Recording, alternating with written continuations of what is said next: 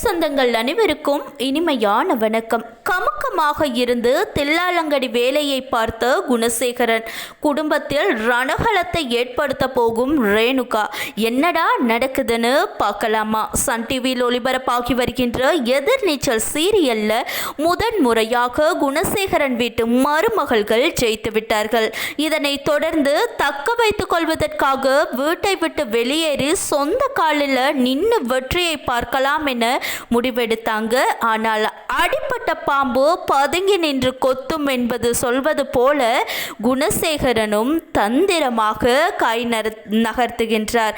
அதாவது குணசேகரனை பொறுத்தவரை தனக்கு ஒரு கண்ணு போனா எதிரிக்கு இரண்டு கண்ணும் போகணும்னு நினைக்கக்கூடியவர். அப்படிப்பட்டவர் எங்கே மருமகள்கள் வெளியே போய்விட்டால் நமக்கு முன்னாடி வளர்ந்து விடுவார்களோ என்ற பயத்தால் வீட்டுக்குள்ளேயே வைக்கிறதுக்கு முடிவு பண்ணிட்டாரு. அதற்கு துருப்பு சீட்டாகத்தான் பல விஷயங்களை மைண்ட் வாய்ஸாக நினைத்து அனைத்தையும் ஓப்பனாக பேசி அங்கேயே இருப்பவர்களையும் குழப்பிட்டாரு. அந்த வகையில் உங்கள் விஷயத்தில் இனி நான் தலையிட மாட்டேன், நீங்கள் ஜெயிக்கணும், எங்களால் எல்லாத்தையும் சாதிக்க முடியும் என்று சொன்னது உண்மை என்றால் அதை இந்த வீட்டில் இருந்தே நீங்கள் செய்து காட்ட வேண்டும்னு சவாலெல்லாம் விடுறாரு. எப்படியோ மருமகள்களின் கௌரவத்தை சீண்டி பார்த்து அவர்களை அந்த வீட்டிலேயே அடக்கிவிட்டார்.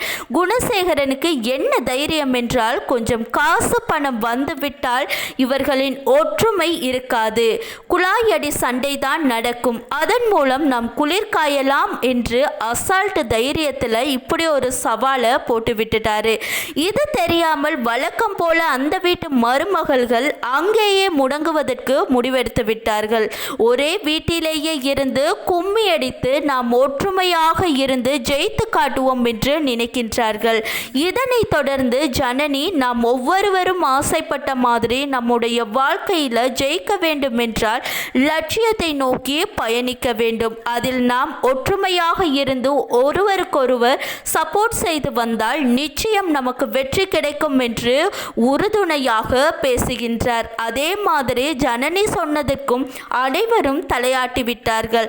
அடுத்ததாக ஞானம் ரேணுகாவிடம் மீதி இருக்கும் பணத்தை வாங்கிட்டு போயிட்டு கருவாடு பிஸ்னஸில் போடுவதற்கு கிளம்பிட்டாரு. இதை பற்றி ரேணுகா கேட்டதும் ஞானம் வழக்கம் போல என்ன சொல்வது என்று தெரியாமல் அங்கு இருப்பவர்களின் வாயை அடைக்கின்றார். கடைசியில் ஞானத்தால் ஒன்றுமே பண்ண முடியாது என்று சொல்லும் அளவுக்கு பிஸ்னஸில் யாரையோ நம்பி ஏமாற போகிறாரு.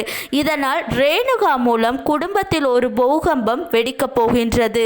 இதுதான் ஆரம்பம் என்று சொல்லும் அளவிற்கு ரேணுகா செய்யும் ரணகலத்தால் குடும்பமே இரண்டாக பிரிய போகின்றது. இதை குணசேகரன் கண்குளிராக பார்த்து வேடிக்கை பார்த்து மகிழ்ச்சி கொள்ளத்தான் போகிறார். பிறகு கொஞ்சம் காசு பணத்தை பார்த்ததும் போட்டி பொறாமை வருவதற்கும் வாய்ப்பு இருக்கின்றது. கடைசியில் சொந்த காலில் நின்று ஜெயிக்கிறார்களோ இல்லையோ சொந்தங்கள் இல்லாமல் தனிமரமாக நிற்க போகின்றார்கள் என்பதுதான் இந்த நாடகத்தின் கதையாகவும் அமைய போகின்றது. பொறுத்திருந்து பார்க்கலாம் அடுத்த எபிசோட்ல என்னென்ன நடக்குதுன்னு.